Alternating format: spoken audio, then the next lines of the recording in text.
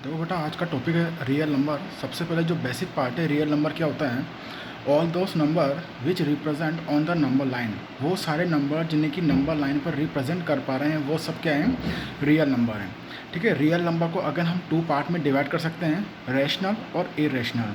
सबसे पहले हम यहाँ पर रैशनल की बातें करेंगे। रैशनल होता क्या, देखो रैशनल के केस में हमारे पास कौन कौन से नंबर आ जाएंगे, नेचुरल, इंटीजर, होल नंबर। ठीक है, अब रैशनल नंबर के बारे में आपको पता होगा कि जो रैशनल नंबर है उसे हम P अपॉन Q की फॉर्म में लिखते हैं। ठीक है, और यहाँ पर Q not equal to zero. Why, अगर Q जीरो हो गया तो उस केस में P अपॉन जीरो क्या हो जाएगा, इनफाइनाइट, मतलब अनडिफाइंड वैल्यू आ जाएगी। और यहाँ पर P और Q अपने आप में क्या है, इंटीजर। ठीक है, अब आपको नेचुरल, इंटीजर, होल नंबर के बारे में पता है। से आपका डाउट था rational number in decimal form. देखो rational number in decimal form का मतलब है, पॉइंटों में हम बात कर रहे हैं। अब रेशनल नंबर है बट डेसिमल फॉर्म में है, तो उसको अगेन हमने दो पार्ट में डिवाइड किया है, टर्मिनेटिंग डेसिमल फॉर्म और नॉन टर्मिनेटिंग एंड रिपीटिंग। सबसे पहले देखेंगे टर्मिनेटिंग डेसिमल फॉर्म होता क्या है। जैसे कि आपको एग्जांपल से पता लग जाएगा, जैसे एग्जांपल हमने 0.5, 0.25, 0.35, इसमें क्या हो रहा है बेटा, डेसिमल के बाद वो आगे तक हम उसको सोल्व नहीं कर पा रहे हैं। एक प्लेस के बाद उसका जो डिवीज़न है वो रुक जा रहा है। ठीक है, उसका एंड हो रहा है, मतलब आगे तक वो डिवाइड नहीं हो रहा है। जैसे 0.5 है, आगे तक कुछ हमें डिवाइड नहीं करना। 0.25 अपने आप में आगे हम इसको कुछ लिख नहीं सकते हैं। 0.35 है, उसको हम आगे कुछ लिख नहीं सकते हैं। अब अगर आपको डायरेक्टली बताना है, आपको कोई भी रेशनल नंबर गिवन है और डायरेक्टली बताना है कि वो टर्मिनेट करेगा या नहीं करेगा, तो सबसे अच्छा रूल देखो मैं बता रहा हूँ आपको।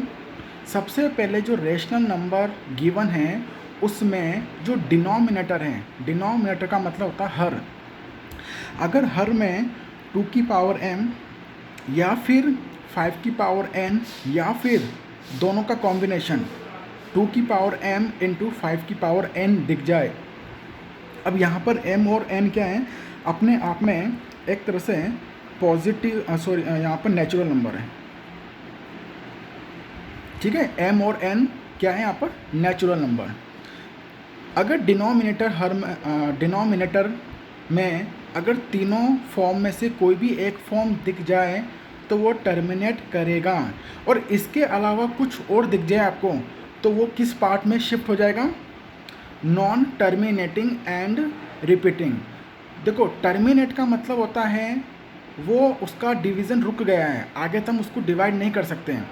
यहाँ पर क्या है, नॉन टर्मिनेटिंग। नॉन टर्मिनेटिंग मतलब जो टर्मिनेट नहीं कर रहा है, मतलब कंटिन्यूसली उसका डिवीज़न चलता जा रहा है, चलता जा रहा है।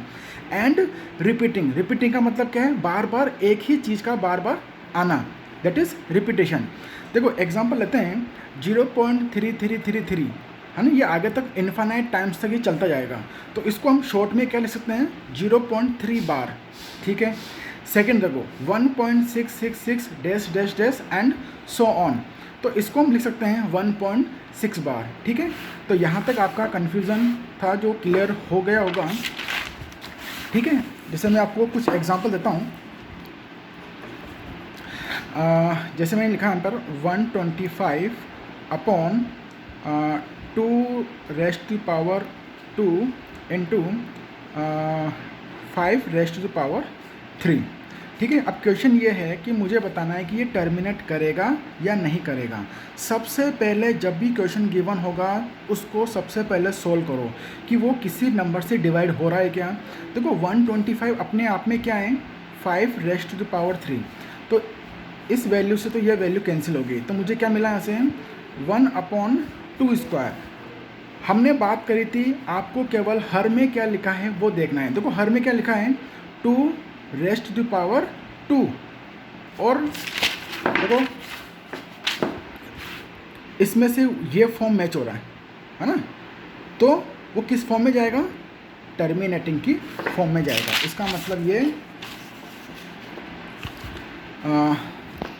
जो ये वाला जो आपको जो रेशनल नंबर गिवन है वो टर्मिनेट होगा।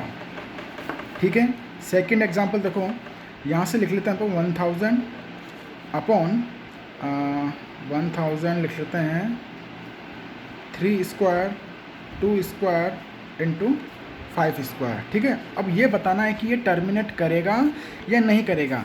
देखो अब इस क्वेश्चन में अगेन आपको क्या करना है, यहाँ से करो आप, यहाँ लिखो आप 319, ठीक है, नहीं लिखा, 319 upon 3 square into 2 square into 5 square. ठीक है, सबसे पहले तो चेक करो कि ये किसी नंबर से डिवाइड हो रहा है क्या, डिवाइड नहीं हो रहा है। ठीक है, अब आपको फोकस कहाँ करना है, डिनोमिनेटर में, मतलब हर में क्या लिखा है वो पता करना है।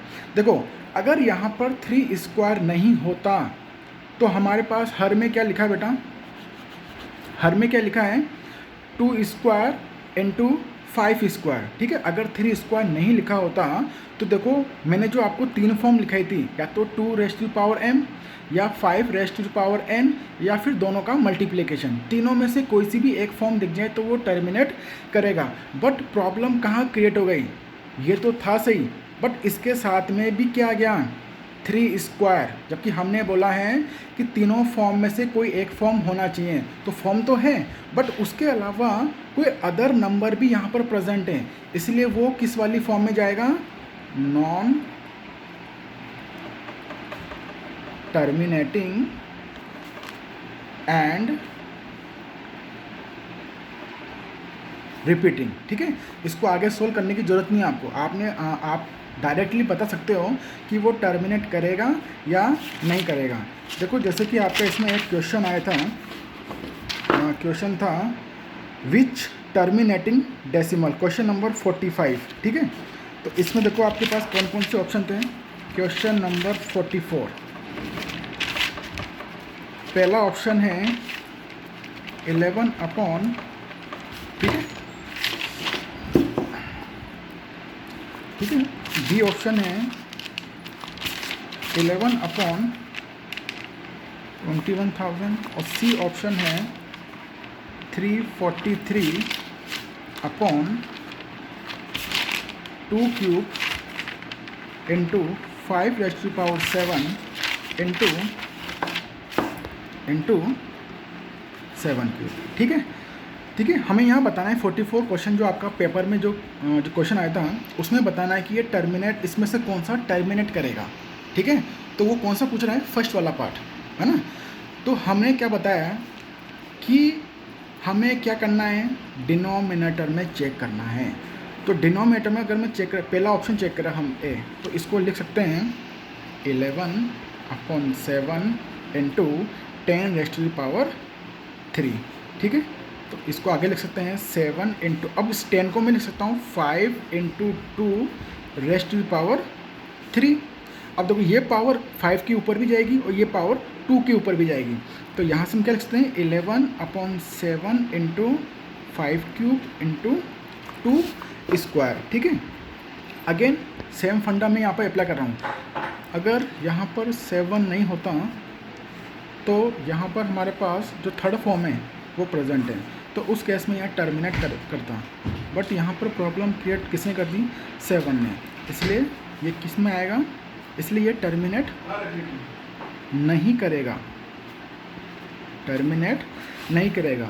इसका जो राइट आंसर है वो सी है। कैसे है, देखो 343 upon 2 cube into 5 raise to power 7 into 7 raise to power 3। जो 343 है, जब उसके आप प्राइम फैक्टर निकालोगे तो हम उसको क्या लिख सकते हैं, 7 इंटू 7 इंटू 7, मतलब इसको लिख सकते हैं 7 रेज़ टू पावर 3। ठीक है, तो 7 रेज़ टू पावर 3 से ये कैंसिल हो गया, तो यहाँ से हमारे पास कितना मिला, 1 upon 2 raise to power 3 into 5 raise to power 7। Again देखो अब यहाँ पर हमारे पास फॉर्म कौन सी बनी, 2 raise to power m into 5 raise to power n, तो ये क्या करेगा, टर्मिनेट करेगा।